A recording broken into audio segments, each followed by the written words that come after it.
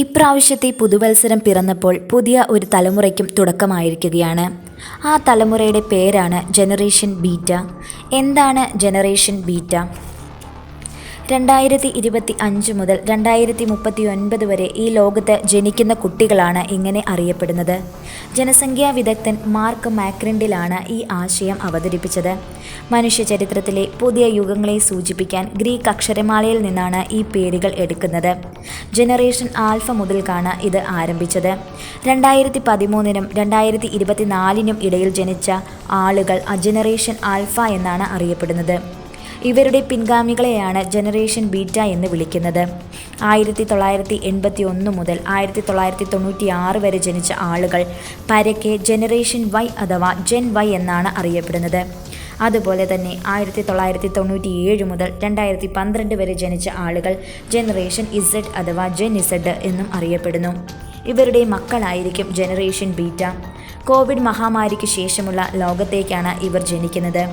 ആയതിനാൽ തന്നെ അവർക്ക് അധികം നിയന്ത്രണങ്ങൾ അനുഭവിക്കേണ്ടി വരില്ല.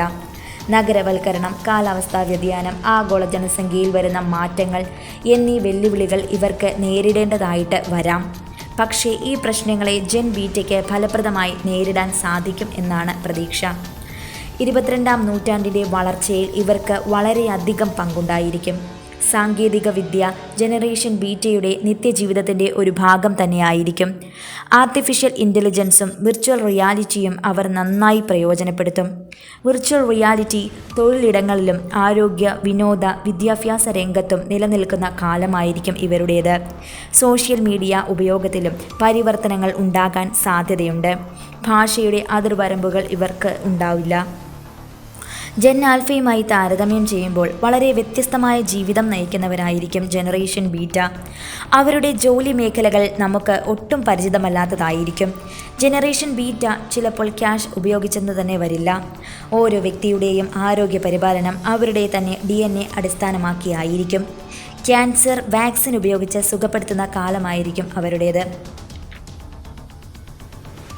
ചുരുക്കി പറഞ്ഞാൽ അനന്തമായ സാധ്യതകളുടെ ലോകമായിരിക്കും ജനറേഷൻ ബീറ്റയുടേത്.